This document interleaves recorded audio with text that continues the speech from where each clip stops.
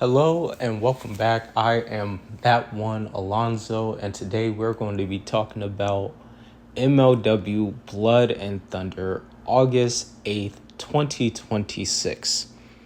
Before we get into it, if you haven't already subscribed, which is a lot of y'all, please subscribe. It helps the channel a lot. In this 45 or at least 45-minute episode of MLW, there was 3 matches, two of them going a little over 8 minutes and one just under 5. A very fast watch. It started off with a triple threat match of Scarlett Bordeaux, Lady Frost, and the MLW Women's World Champion, Shotzi.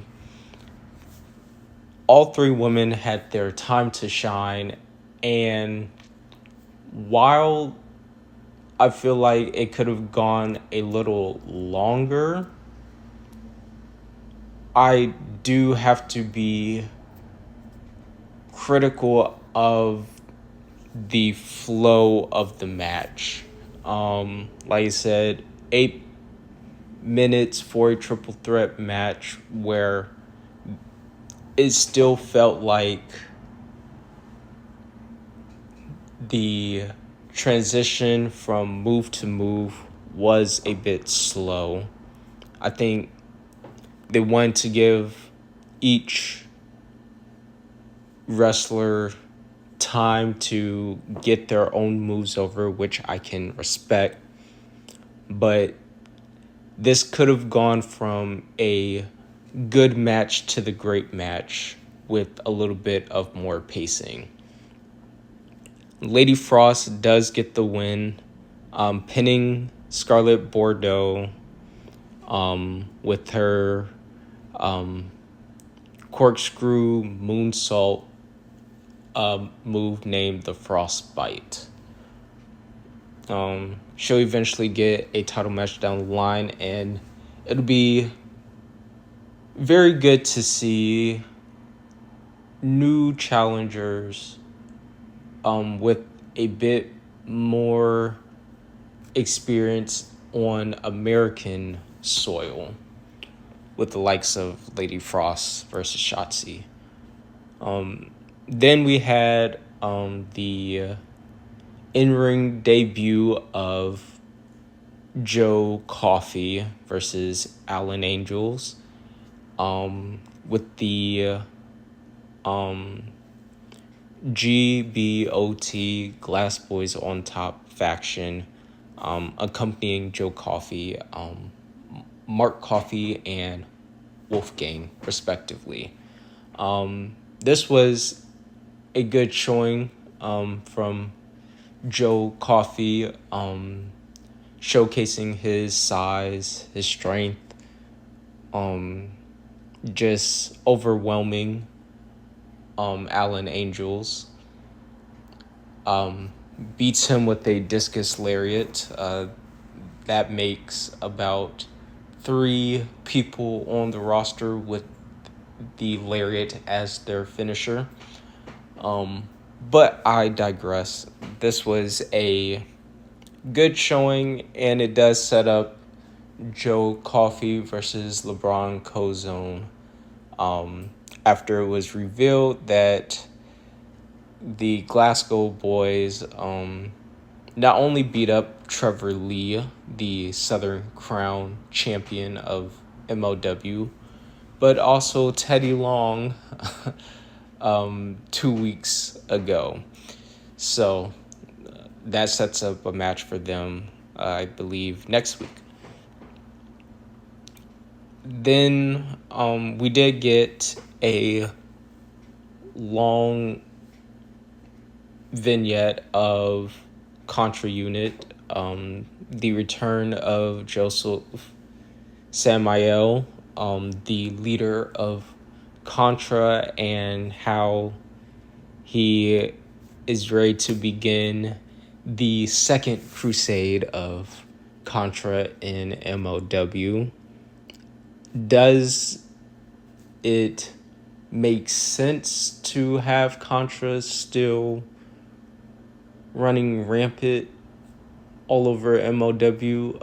I don't know. But having a faction that can do this type of things does add a level of intrigue. Does it make sense for it to still be Contra? Probably not. Contra was a big thing pre-pandemic, and that all kind of went away after MLW couldn't perform the way that it did during the pandemic.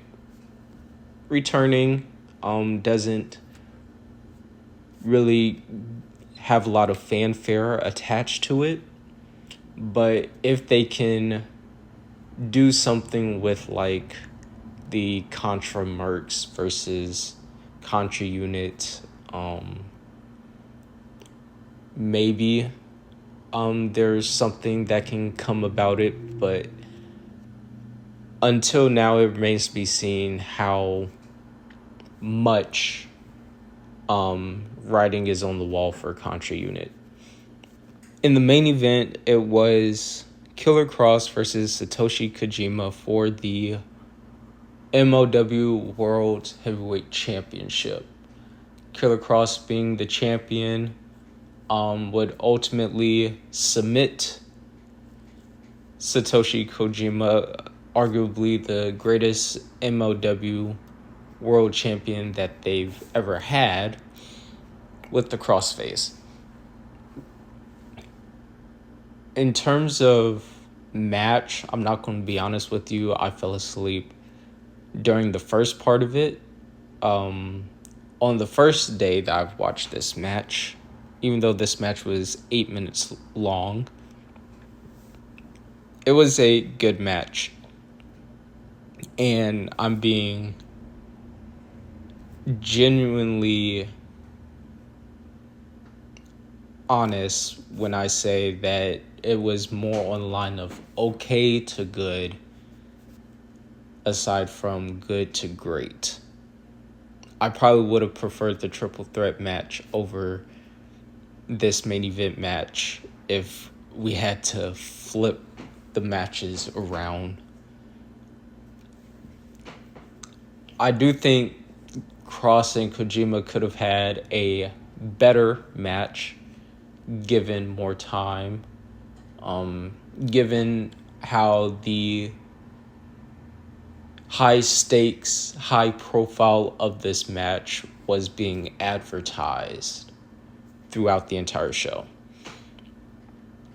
But it feels like, to me, it is genuinely hard to see Kross as the babyface champion,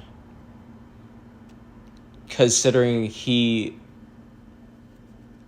fits so well as a heel. Granted, this babyface portrayal comes with the narrative of he was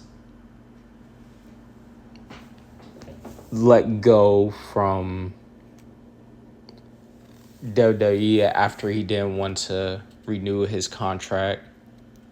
The buzz around it saying that he wasn't quote-unquote good enough for the main event scene, leaving WWE, choosing to come to MLW, show his worth, being crowned MLW heavyweight champion. All babyface stuff. Destiny was revealed to him. He can be world champion. But I think the portrayal as a face doesn't really reflect how Killer Kross moves in the ring, his mannerisms,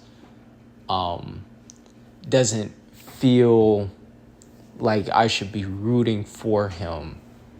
Like, yes, I can support the works of a wrestler, but cheering for him doesn't feel as compelling as if he could have an iron grip on the main event scene, if that makes sense. So this match didn't really do it for me. Hopefully they figure out a way to possibly make Kross seem like a legitimate champion. His relation with the Root Dude, Matt Riddle, could help sway him to the heelish dark side. Maybe it allows Kross to work in a more violent avenue. Who knows? But that's it for MLW Blood and Thunder. Just to give y'all an update, I will be posting MLW reviews as well as AEW reviews respectively Tuesdays and Thursdays. Wanting to add on more content to this channel, so if you guys want to hear me talk about other things, please let me know in the comments. While you're at it, like the video, subscribe to the channel. That's it for this video. Continue watching wrestling, and I will talk to you all in the next one.